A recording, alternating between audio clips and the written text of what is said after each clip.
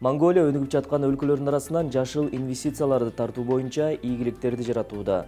Аталган өлкөнүн Хазбанкы Бириккен Улуттар уюмунун жашыл фондунда түз аккредитация алганына 1 жыл болду.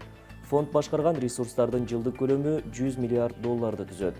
Бул жаатта коңшу Тажикстандагы алдыга кетип, Рогун ГЭСин курууга жашыл климаттык фонддон грант алган. Айтмакчы, эгер кыргыз өкмөтү жашыл экономика багытында иштеп баштай турган болсо, жылына 100 миллион долларга чейин грант тарта алат. Жана бул каражаттар жалаң гана жашыл технологиялар үчүн берилмек. Алдагы жарым саатта Капитал командасы жашыл экономика темасына сереп салат. Биз менен болуңуз. Монголиянын Хазбанкы өткөн жылы Бириккен Улуттар уюмунун жашыл климаттык фондунда түз аккредитация алган өнүгүп жаткан өлкөнүн биринчи банкы болду. Жашыл климаттык фонд бул Бириккен Улуттар уюмунун климаттын өзгөрүүсү боюнча рамкалык конвенциясынын жаңы финансылык механизми. Ал өнүгүп жаткан өлкөлөргө климаттын өзгөрүүсүнүн кесепеттерин азайтууга жана аларга адаптациялашууга көмөк көрсөтүү үчүн түзүлгөн. Фонд башкарган ресурстардын жылдык көлөмү 100 миллиард долларды түзөт. Жашыл климаттык фонд Хазбанктын экинчи долбоорун жактырганына көп болгон жок. Бул Монголиянын түштүгүндөгү Сумбер аталышындагы күн электростанциясынын курулушу. Анын ишке ашуусуна жашыл климаттык фонд 8,65 миллион долларлык жеңилдетилген насыя берди. Хазбанктын айымдар жетектеген чакан жана орто бизнести колдоого багытталган 20 миллион долларлык биринчи арызы 2016 жылдын август айында жактырылган. Хазбанк өңдүү көптөгөн улуттук институттарга жашыл фонддун каражаттарын тартып келген эл аралык донорлор аркылуу иштөөгө туура келүүдө. Бирок Хазбанк муну өз алдынча ишке ашыра алды. Банктын аткаруучу директору Магван Болттун айтымында, Хазбанктын өз каражаттарына мындан 9 жыл мурда туруктуу өнүгүүнүн принциптерин, аны менен бирге жашыл банк продукттарынын киргизе баштоосу буга мүмкүндүк жаратты. Бул тууралуу Магван Болт Капиталга курган маегинде айтып берди. Бизнес жана мамлекеттик органдардын өкүлдөрүнөн турган кыргызстандык делегация Монголияда болуп кайткандан кийин силердин өлкө жашыл инвестицияларды тартууда жакшы жыйынтыктарды көрсөтүп жатканын кубануу менен айтып келишти. Сиздердин Хазбанктын жашыл долбоорлорду колдоо боюнча керектүү финансылык каражаттарды тартып келүү тажрыйбасы бизге абдан кызыктуу. Жашыл инвестицияларды тартып келүү демилгеси сиздердин банкка тийиштүүбү же бул жалпы өлкө демилгеси деп айтсак болобу? Дегеним, бул алдыдан көтөрүлгөн чечимби же жогору жактан буйрук болуп, анан сиздер иштеп баштадыңыздарбы? It was first of all a private initiative, a private sector, private. Бул биринчи кезекте жеке демилге, айлана чөйрөнү коргоого салым кошууну көздөгөн, анча чоң эмес жеке банктын, жеке тармактын демилгеси болгон. Биз 2001 жылы түзүлүп, 2009 жылдан баштап өз ишибизди айлана чөйрөнү коргоо менен бирдикте алып барууну чечкенбиз. Бул биздин банктын спецификалык багыты. Биз айлана чөйрөнү коргоого салым кошуп, экологияны жакшыртууга багытталган жаңы финансылык продукттарды түзүүнү чечтик. Ошентип, жеке компаниялар жана өкмөт менен өз продукттарыбызды киргизе баштадык. Электрди үнөмдөгөн мештер менен камсыздоо биздин алгачкы долбоор болду. Аталган долбоор аркылуу борбордук энерго камсыздоо системасына кошулбаган 430 000 үй бүлө электр энергияны үнөмдөгөн жылытуучу мештер менен камсыз болду. Мындай мештерге 30-50% отун аз керектелет. Анан бул мештерди орноткондор жылытууга кеткен чыгымдарын 30-50%га азайтууга мүмкүнчүлүк жараткан. Мындан сырткары анын абага бөлүп чыгарган зыяндуу заттары болжолдуу түрдө 30-50%га аз болгон. Жана бул кичине меш бардык кызыктар тараптар үчүн мультипликативдик эффект жараткан. Биринчиден, банктын кардарларынын саны өстү. Кардарлар мештерди колдонуу менен үй бүлөлүк бюджетин экономдоп, жылытууга кеткен чыгым тең жарымга кыскарды. Жана абанын булгануусу да кыскарды. Бул долбоордон бардыгы пайда көрдү. Жана биз мындай иш абдан пайдалуу экенин түшүнүп, эски жабдууларын жаңы энергия үнөмдөөчү жабдууларга алмаштыргысы келген чакан жана орто ишканаларды каржылай баштадык. Бул эл аралык стандарт. Эгерде энергияны колдонууну 20 же андан ашык пайызга кыскартсаңыз, биз аны энергия үнөмдөөчү долбоорго кошо алабыз. Мындай энергия үнөмдөөчү долбоорлорду каржылоо бир нече фонд жана эл аралык институттар тарабынан колго алынган. Биз бул фонд жана каржыларга жетүү үчүн даярдык иштерин жүргүздүк. Жана эски жабдууларын жаңысына алмаштыргысы келген жергиликтүү бизнести каржылай баштадык.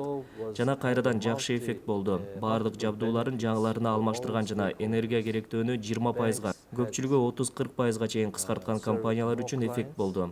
Анын аркасы менен алар оперативдик чыгымдарын кыскарта алышты. Энергия керектөөнүн кыскарышы менен абага ташталган уулуу заттар да кыскарып, абанын газдалуусу азайды. Бул кийинки деңгээл болгон. Анткени банк эл аралык институт жана фонддор менен долбоорду өнүктөштүктө ишке ашыра алган. Азыр бизде өнүгүүнүн жаңы этабы. Биз Париж макулдашуусун жетекчиликке алган Бириккен Улуттар Уюмунун институту саналган Жашыл климат фондунда аккредитацияландык. Бул фонд дүйнө жүзү боюнча жашыл долбоорлорду арзан акча менен камсыздайт. Казбанк өзүнүн мурдагы тажрыйбасына таянып даярдык иштерин жүргүзүп, бул фондко өткөн жылы кошулду. Кечиресиз, бул чынында эле оор процесс экенин жана ал тез эле ишке ашпашын айтышат. It's a complicated process. It's not a fast process. You have to show Бул your комплекстүү readiness. процесс болгон. Таптакыр ылдам эмес. Биринчи кезекте жашыл долбоорлорду ишке ашырууга даярдыгын көрсөтүү керек. Сиз өз банкыңызда структура, ички ресурстар, кубаттуулук, персонал, билим, мындан сырткары экспертиза мүмкүндүгү бар экендигине ынандыра алышыңыз керек. Тийиштүү саясатыңар иштелип чыгуусу зарыл. Бул алды менен мурдагы тажрыйбаңызга таянып киргизүүгө керек болгон институционалдык шарттар жана аларды киргизген соң эл аралык кызматташтык тууралуу да ойлонуу керек. Бул эл аралык банктар жана башка институттар. Бул оңой эмес процесс. It's not an easy process. Бул мүмкүнчүлүктөр туурасында кайдан билип калдыңыз? Бизде Кыргызстанда жашыл экономика жөнүндө сөз болсо эле, биринчи кезекте маалыматтын жетишсиздиги тууралуу айтылат. Сиз өзүңүз издедиңизби же бирөөлөр кеңеш бердиби? Of course, you have to rely on yourself. Албетте өзүңүзгө ишенишиңиз керек. Башкалардан бир нерсе күтүү бул жаңылыштык. Өз тагдырыңарды өзүңөр чечишиңер керек. Башкалар сиз үчүн чечерин күтпөстөн. Маселени өз алдынча иликтеп үйрөнүү зарыл. Чет өлкөлөргө көбүрөөк чыгуу керек. Өлкөдөгү жана анын сыртындагы адамдар, эксперттер менен жолугушуу шарт. Бул биз кылган нерселер. Жаңы байланыштарды түзүп, ошентип жаңы маалыматтарды ала баштадык. Аны менен бирге биз кайсы жол менен багыт алышыбыз керек жана биздин өнөктөштөр ким экенин түшүнө баштадык. Partner, etc. Болт мырза, бул долбоорлорду ишке ашыруу процессинде сиздин банкта кандай жаңы продуктлар пайда болгонун айта кетсеңиз? Монголияга барып келген кыргыз ишкерлери ал жакта күйүүчү майлоочу май менен жүрбөгөн гибрид унааларды сатып алуу үчүн ыңгайлуу кредиттер бар экенин айтышкан эле. So, first of all, we started from excluding such businesses which were harming environment. Биринчиден, айлана чөйрөгө кедергисин тийгизген бизнести чыгарып салдык. Биз айлана чөйрөгө зыян тийгизген анча чоң эмес казып алуучу долбоорлорду чыгардык. Экология жана айлана чөйрөгө кам көрбөгөн тобокелдүү долбоорлор менен иш алып баруудан баш тарттык. Анан энерго үнөмдөөчү технологияларды колдонууга ыктаган жана айлана чөйрөнү максималдуу коргоп продукттарды өндүргөн кардарларды тандап алдык. Бир мисал, сиз белгилеген гибрид унаалар. Гибрид унаалар экологияга аз зыян тийгизет. Ошол себептүү биз гибрид унааны сатып алууга лизинг сунуштайбыз. Бул жөнөкөй машинаны сатып алуу үчүн алган карыздан пайдалуураак. Ошондуктан биздин кардарлар гибрид унааларды сатып ала баштады. Бул алар үчүн энерго үнөмдүү унааларды сатып алуу үчүн стимул. Ошондой эле мен жана айткандай, жаңы энерго үнөмдүү жабдууларды алууну каалаган анча чоң эмес ишканаларды каржылайбыз. Аларда пайдалуу шарттар менен каржыланат. Бул да алар үчүн энерго үнөмдүү жабдууларды сатып алуу үчүн стимул. Күн панелдерин колдонууну каалаган керектөөчүлөр, үй ээлери үчүн. Сиздер билгендей эле, Монголияда көбүнчө көчмөн турмушта жашашат. Жана элдер күн батареяларын колдонушат. Бул өтө ыңгайлуу. Аны колдонуу жеңил. Алар борбордук тармактарга кошулган эмес. Биз кардарларга пайдалуу шартта күн батареяларын, андан тышкары LED лампаларды алууну каржылайбыз. LED лампалар кымбатыраак, бирок алар аз энергия керектейт. Бир канча жыл иштеши мүмкүн. Биздин банк үй чарбачылыктарына ушундай энерго үнөмдөөчү технологияларды сатып алууга пайдалуу каржылоо кызматтарын сунуштайт. Бул бир тараптуу эле багыт эмес. Эгер кардарлар энергоэффективдүү жана айлана чөйрөнүн булганышын азайтууга багытталган жакшы долбоорлор менен кайрылса, банк бул долбоорлорду каржылоого даяр. Solutions, bank is ready to finance those products. Болт мырза, коммерциялык уюмдар, банктар биринчи кезекте киреше, акча табуу тууралуу ойлонушат. Албетте, экинчи орунда социалдык жоопкерчилик турса керек. Ушул жааттан алып караганда, жашыл инвестицияларды тартып келүү сиздердин банктын кирешесине кандай таасирин тийгизди? Бул сиздердин банк үчүн кирешелүү болдубу? Же жашыл долбоорлорду ишке ашыруу бул сиздердин социалдык жоопкерчилик болду беле? Our bank's concept is not relying on profit. Биздин банктын концепциясы бир эле пайдага багытталган эмес. Биринчи кезекте биздин кызматтарыбызды биздин каржыдан пайда көргөн кардарларга көрсөткүбүз келет. Башкача айтканда, бизге кардардын пайдасы маанилүү. Жакшы абалы бар жана өнүгүп жаткан кардар биз үчүн ишенимдүү кардар болот. Алар көбүрөөк ишенимге татыктуу. Бизден алган карыз жана кызматтарыбызды төлөөгө да кудуреттүү. Биз өз кардарларыбызга финансы жагынан ишенимдүү жана туруктуу болууга жардамдашабыз. Эгер максат бир эле пайда болсо, мындай бизнестин өмүрү кыска болот. Биздин концепциябыз кардарлардын кызыкчылыгы, банктын баалуулугу. Анда 4 аспект камтылган. Сиз айлана чөйрөгө кандай таасир тийгизесиз? Эгер сиз банк катары же сиздин кардар экологияга зыян тийгизсе, сиздин келечегиңиз жок. Эгер сиздин ишмердүүлүк айлана чөйрөнү булгаса, сиздин бизнестин келечеги жок. Мындай шарттарда туруктуу бизнести курууга мүмкүн эмес. Абанын булгануусу жогору болгон жерде, начар экологияда адамдар жашай алышпайт, бизнес токтоп калат, банк дагы иштебейт. Банктык пайда приоритет эмес, баалуулук, кардар жана айлана чөйрө. After that, you can have healthy profit. So that's how we think. Бишкектеги айрым көп кабаттуу үйлөр күндүн энергиясы менен жылытылып, ысык суу менен камсыздала баштады. Азырынча Борбор калаанын 2 жерине жалпы саны 500 данага жакын коллекторлор орнотулду. Анын жалпы аянты 1000 квадрат метрге барабар. Салыштырмалуу айта турган болсок, бул миллиондук ири шаар үчүн эле эмес, кичинекей айылга да аздык кылат. Эки объекттин курулушуна 15 миллион 600 миң сом сарпталып, долбоор өзүн 5 жылда актайт деп күтүлүүдө. Ал эми күндүн энергия алуучу коллекторлордун эксплуатациялык мөөнөтү 50 жылга деп белгиленген. Коллекторлордун кубатын колдонуу менен Бишкек жылуулук энерго коммуналдык ишканасы сууну жылытуу үчүн от казандарга сарпталчу көгүлтүр отту жыл сайын дээрлик 3 миллион сомго үнөмдөйт. Мындан улам айрым финансы кредиттик уюмдар энергиянын кошумча булагы саналган мындай долбоорлорго инвестиция салууга даяр экенин билдирүүдө. Сатып алынганы бул эң негизгиси бул күндүн нурун алуучу коллектор деп коет. Ошол коллекторду Кытайдан алганбыз. Анткени мировой рынокто баасы тарабынан ошолордуку туура келгенге байланыштуу. Ал эми анын комплектующий запорный арматура деп коет. Дагы мундан жалгыз анын көп бөлүгү бар, анын баарын Чехиядан алганбыз. Бул иштөө принципи парниковый эффект деп коет.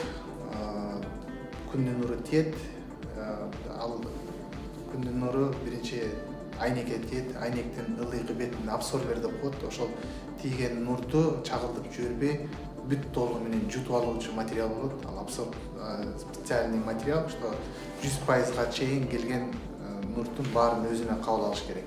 Кабыл алып нурду анан өзүнүн ылдый жагында трубкада, медный трубкадан, чтобы срок службасы көбүрөөк болсун деп. Ошого жылуулукту ошого өткүзүп берет. А трубканын ичинде сырткы турган объектиде ичинде суюктук бар. Ал суюктуктагы өзү ушундай тандалып алынган суюктук гликоль деп коет. Анын характеристикасы кышында -50 градустан плюс 120 градуска чейин иштей ала турган суюктук. Ушул параметрде ал эч кандай өзүнүн свойствосын жоготпойт, иштей берет. Чтобы кышында тоңбойт, жайында аягы ысып кайнап кетпейт, ошондой суюктук болот. Ошол суюктукка анан күндүн нурун алып алып, ал кайра келип, теплообмен деген жабдуу бар. Ушул жерге келет, через насос аркылуу айланып, кайра эле ошондой эле замкнутый круг тегеренип эле жүрөт, ошол эле суюктук. Бияка келип энергиясын муздак сууга берет, муздайт өзү, кайра кетет, кайра күндүн нурун алат, ошол процесс кечке кайталанат. Ал эми экинчи контурунда котелдон, котельнийдан өзүбүз даярдаган суу бар, муздак суу. Муздак суу келип, тигиден жылуулугун алып, кайра барып аккумуляторный бак деп коет, ошол жерге суу токтолот да, анан керектүүчүлөргө ошондон ары берилет. Ошол процесс кайталана берет. И күн, так как бул солнечный коллектор деген ушу күндөн көз каранды, күн бар убакытта эле гана иштей алат. Күн чыкпай калса иштей албайт. Эң негизги булардын кубаттуулугу ошо жаймын мезгилине туура келет. Кышында 8 саат, 10 саатка чейин иштей алат. Азыр бул жерде бунун иштеп турганы бул дополнительный деп коебуз. Анткени ал өзү гана бардыгын жабдуулап, өзү баарын жылуулукту бере албайт. Бул келген муздак сууну азыр бир 11-12 градус муздак суу келет. Ошонун температурасын 35-40 градуска чейин кышкы маалда. А жайында аны 70-80 градуска чейин температураны көтөрүп берип турат. Анан ал көлөм суусу болгону саатына 12-15 тонна сууну жылытат. Биздин керектүүчүлөрдө адам көп жылуулук талап кылат да. Ошондуктан биз аны муну дополнительный колдонуп атабыз. Дагы мындан тышкары котел газды иштетип, анан сууну дагы булардын аралашмасы менен сууну көбөйтүп анан берип атабыз. Бул жерде иштеп аткан котельныйга бир жардамчы оборудование иштеп берип атат. Биздин саноолор боюнча бул 168 киловатт деп атабыз. Бул 16800 квадрат метр аянтты туура келген үйдү жылуу бере алат. Бул көп кабаттуу бир 2 подъездүү үйдү, 7 кабаттуу үйдүн ошонун жылуулугун камсыз кылып бере алат. Бул как бы пилотный проект болуп атат. тестирлөө режиминде 1 жылдан кийин анан чындап эле бул канча кубаттуулукту берет экен, канча жылуулук таасир болот экен, ошону анан так айта алабыз да. Ошолорду билиш үчүн ар бир объектиге, ошондой 2 объектиге теплосчетчик деген приборлор койгонбуз. Ошо 1 жылда орнотулгандан баштап, ошо 1 жылдын ичинде канча жылуулукту биз алдык, ошону көрсөтүп бере алат. Бунун заводдун берген паспорттары боюнча 15-25 жылга чейин буну техобслуживание деп коет. Биз ошонун мөөнөтүнө жеткизбей ар бир канчалык жакшылап кармасак, ошончолук мунун строк службасы чоңое берет. Бул жол менен 20-25 жылга чейин булардын ошо кетирген каражатыбыз 15,6 миллион деп атабыз да. Анан общий жалпы аянттар менен эсептеп, кубаттуулугун эсептеп чыкканбыз. Ошол кубаттуулугунун негизинде алган жылуулуктун энергиясы бизге канча пайда түшүрүп атат. Ошо менен биздин эсептөөлөр боюнча бул 5 жылдын ичинде өзүн актайт. Өлкө эле жарандардын кайрылуусу көп болот, келип көрсөк болобу, кантип алдыңар, силерден ушундай маалымат алсак болобу, жардам бере аласыңарбы деп. Ооба, кайрылуулар көп, элдин кызыгуусу артып атат. Ушул иш аткарылгандан кийин, көп информационный сеттерден кийин уже бизди биле баштады ушундай иш кылганыбызды. Анан банктардан дагы биздин эң биринчи ачылышыбызда атайын Азия банкын чакырганбыз. Ушундай эң биринчи чоң курулушта алар келип көрүүдөн кийин өздөрүнүн предложениясын бере баштады. Ушундай эгерде ушул тарапта да иш жүргүзө турган болсоңор, банктар силерге финансировать этип берүүгө даяр деп. Азыр ушул тарапта биздин жетекчибиз иштеп атат.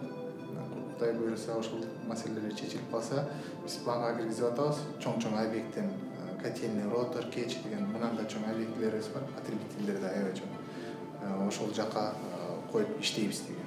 Жерде күн жылуулугун алуучу жабдуулар Орто Сай деген котельнинин территориясына салынган. Орто Сай котельнисинде буга чейин обслуживающий персоналдар бар. Алар өздөрүнүн жумушун кыла берет. Ал жерде котелдор бар, отказандар. Алардын газын, суусун температурасын карайт. Андан тышкары ушул буну салгандан кийин өзүнчө бөлүп ошону карап техникалык жактан көзөмөл алуу үчүн штат бөлүнгөн жок. Анткени андайдын кереги деле жок.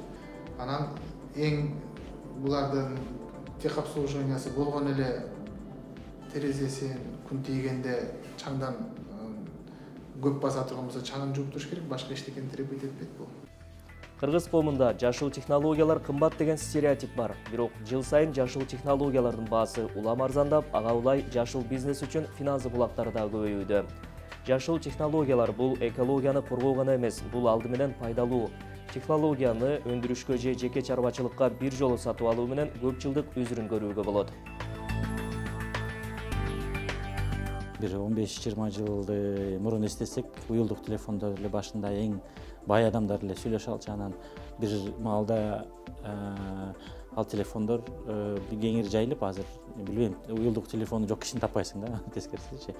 Жашыл технологиялар деле ошондой болуп атат. Анан негизги революцияны Америкадагы окумуштуулар көбүнчө, чын айтканда, анан Европадагы окумуштуулар, ал эми Кытайдын өндүрүүчү компаниялар кылып атат да. Мисалы Elon Musk алалы Тесланы. Азыр анын кылып аткан эмгеги ошол уюлдук телефондор ар бир адамга кандай азыр жеткиликтүү болсо, жетиштүү болсо, жашыл технологиялар да ошондой бир деңгээлге жетет деп мен ишенем. Бул келаткан 5 жылдын ичинде менин оюмча Кыргызстанда айтыш кыйын, бирок ошол эле Орусияда же жакын өлкөлөрдө, мисалы Казакстанда экспо болду, жанагы чатырга койгон күн панелдери же болбосо жана жылытуучу насостор, саркын сууну тазалаган технологиялар эми ар бир 5-үйдө болуп калат деген эсептөөлөр бар да. Дүйнөдө, анын ичинде Кыргызстанда дагы жашыл технологиялар кеңири жайылып, ага улай баасы арзандоодо. Биздин Кыргызстанда деле мен азыр булар өтө кымбат технология деп айтыштан алысмын, себеби дегенде өзүм ошол бизнесте иш жүргүзүп аткандыктан иш жүзүндө көрүп жатам, орто деңгээлдеги ишкерлер дагы азыр ошондой технологияны көп ала баштады. Себеби дегенде бизде эмне үчүн бул тарифтер өсүп жатат. Себеби дегенде электр энергиянын наркы өскөндөн өскөнгө кетип атат. Ал эми биздин өзүбүздө мунай чыкпайт, мунайды сатып алабыз. Ошол эле учурда азыр маалымат интернетке баягы интернет үчүн кеңири тарап атпайбы, тез элечи. Анан отуруп эсептеп көрсөң, Кыргызстанда илимий тастыкталган 289 күнөстүү күн бар да. Бул деген эмне түшүндүрөт? Бир 300 күн биз ошол күндүн энергиясын колдонуп өзүбүздүн баягы мурункудай баягы илимий эксперименттерге эмес, күнүмдүк эле оокатыбызга колдонсок болот деген түшүндүрөт да. Күн панелдеринин баасы жогору болгондуктан 90-жылдарга чейин аларды колдонуу чектелүү болуп келген. Жаңы технологиялардын таасири астында күн панелдери жана ал иштеп чыгарган электр энергия арзандап олтуруп, 2011-жылы 1 ваттын баасы $1 чейин түшкөн. Күн панелдеринин баасы анын кубаттуулугуна жараша эсептелет. Ага ылайык 1976-жылы $74 барабар болгон 1 ватт 2013-жылы 74 центке бааланып калган. Демек 40 жылга жетпеген убакыт аралыгында күн панелдери 100 эсе арзандаган. Бүгүнкү күндө 1 ваттын баасы 30 центтен жогору турат. Дүйнө жүзүндө орнотулуп жаткан күн панелдеринин 80% Кытайда өндүрүлгөн. Эл аралык энергетика агенттигинин эсептөөлөрү боюнча 2050-жылга карата электр энергияга болгон жалпы дүйнөлүк керектөөнүн 20-25% күн энергиясынан алынат. Анын жардамы менен абага жыл сайын 6 миллиард тонна көмүр кычкыл газ аз ташталат. Жашыл технология бул экология гана эмес, бул экономия. Бизнесте бизде кардарларды биз сегменттерге бөлөбүз. Жана англисче термин бар эмес, B2B жана B2C депчи. B2C сегменти бул болсо баягы жөнөкөй кардарларда бул үй чарбачылыгы же болбосо жөнөкөй чарчы метр көп үйлөр көмүр менен жылталбай же көмүр аябай көп короп атканчы алар көптөрү ишкер адамдар эмес, алар жөнөкөй эле мисалы мамлекеттик кызматкер же болбосо бюджеттик бюджетте иштеген адамдар же ишкерлер. Көптөрү баягы түшүнүп-түшүнбөй жалпылап алып алар айтат да, эми биз экология үчүн эме кылып атабыз, бизге мисалы бул көп деле пайда алып келбейт депчи. Бирок мен азыр ошондой адамдар менен көбүнчө түшүндүрүү иштерин көп жүргүзөм. Айтам, жок, сизге деген бул 5 жылдын ичинде акталат. Сиз 5 жылдын ичинде жаккан көмүрүңүз мисалы ушуга барабар. Бирок сиз 5 жылдан кийин көмүр жакпайсыз, ушуну дагы 20 жыл пайдаланасыз депчи. Ал эми B2B сегментинде бул корпорациялар же компаниялар, алар мен түшүндүргөнгө чейин эле өздөрү эсептеп туруп, бул бизге ыңгайлуу экен, бул бизге жакшы үнөмдөө жана сарамжалдуу пайдалануу жана жакшы киреш алып келет экен деп тез эле эме алышат, ынанышат. Жашыл технологияларды каржылаган финансылык инструменттер дагы көбөйүп жатат. Жашыл технологиялар өнүгүп атканда эри шаркак финансылык институттар жана финансылык булактарда өнүгүп атат да. Мисалы бир 5 жыл мурун банкка барып мен күн панелин же болбосо суу тазалоо системасын сатып алам, ошого насыя берип десең эч ким берчү эмес. Азыр эл аралык жанагы мисалы келтирейин, Европа өнүктүрүү банкы же Азия өнүктүрүү банкы же болбосо өнүккөн өлкөлөрдүн ичинде мисалы Чех экспорт банкы жеке ушундай жашыл экономика продуктусуна атайын насыяларды берип жатат да. Мисалы Европа банкынын астында Кирсев деген жакшы долбоор бар. Эгерде сен ошол тандалган бир банктерден насыя алсаң, жашыл технологиялар сатып алганга 20% чейин кайра акчаңды сага грант түрүндө кайтарып берет. Бул деген жанагындай стимул да, ошол жашыл технологияны пайдаланганы үчүн депчи. Ал эми мисалы Чех экспорт банк аркылуу чоң ири компаниялар бияктын банктын акчасын коротпой эле түз эле ошол импортер өлкөгө заводко элек банк өзү төлөп коет да, бияктагы кардар бир 5 жылга чейин кутулуп бүтөт. Үстөк пайызы бир 4% да.